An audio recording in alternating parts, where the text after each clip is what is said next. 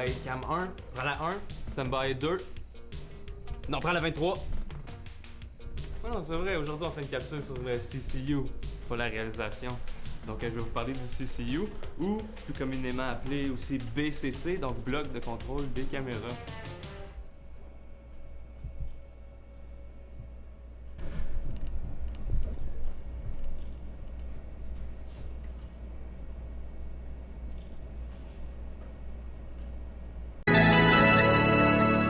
My next guess is...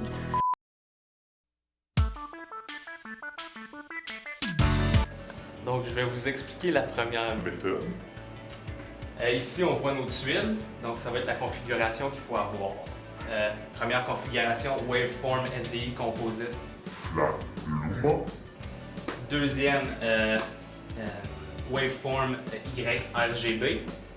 Ici, on va avoir le Vector Scope. Pour la couleur. Puis, ici, ça va être donc notre image. Donc, premièrement, si le panel n'est pas actif, on ne peut pas rien faire. Donc, on va faire le panel active. On va faire un standard pour recommencer le processus. Si c'est quelqu'un qui avait, mettons, joué avec nos settings ou tout défait la patente, ça va ramener à 0. On enlève le relative parce qu'on travaille en absolute. Puis on enlève auto. On va faire par nous-mêmes.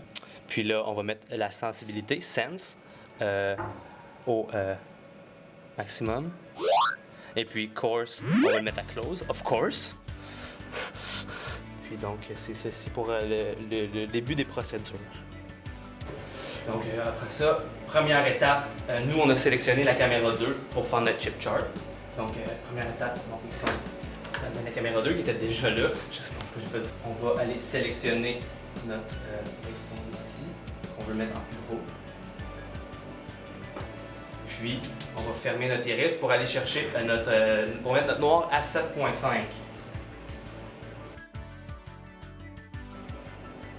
On met sur 7.5 et après on va ouvrir notre iris jusqu'à 100. Faut pas qu'elle écrase. Puis là on va faire notre white balance et black balance juste ici.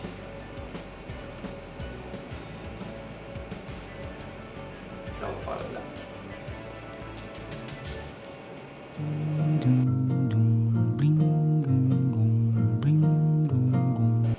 Boum!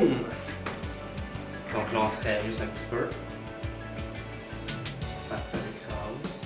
Puis là avec le bouton white en haut ici les boutons, on va donc le rouge et le bleu, on va essayer de réduire les paliers supérieurs le plus possible.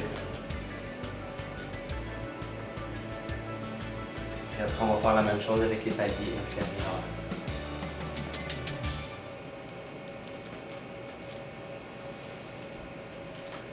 Puis après, bien, la dernière étape qui nous resterait, ce serait de faire le skin tone sur nos acteurs en mettant 2 caméras, en faisant un wipe pour avoir le front, puis essayer de matcher la couleur de la peau. L'autre, c'est africain, je pense. Donc, pour ajuster le skin tone, en fait, pour mettre la bonne intensité au niveau de la couleur de peau, pour la race blanche ou Caucasian, on va le mettre à 68 IRE. Et pour Shimba et Brutus, on va le mettre à environ 50 IRE. Donc c'était la première méthode pour vous. Donc pour la deuxième méthode, c'est très semblable, mais au lieu de se mettre en SDI Composite ici pour les waveforms, on va se mettre en YRGB.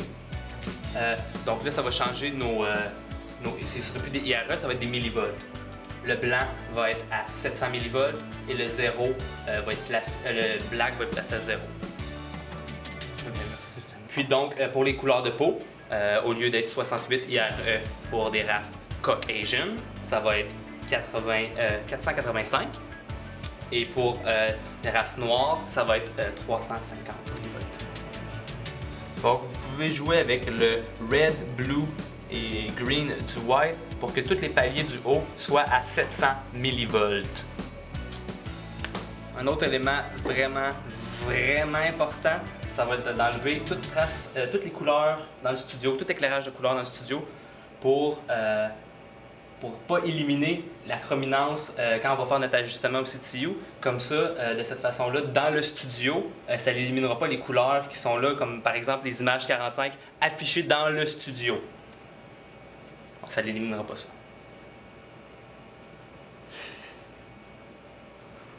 Dans le studio.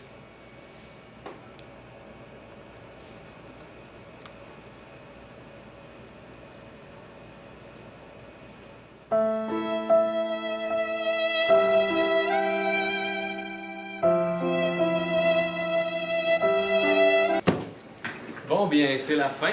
Merci d'avoir écouté ma capsule. J'espère qu'avec mon infinie sagesse, je vous ai quand même aidé et vous ai aidé à comprendre le fonctionnement du CCU, les étapes à suivre. Donc, il me reste juste une chose à vous dire. Ben, pour ton examen, si tu n'étudies pas, ben, take up.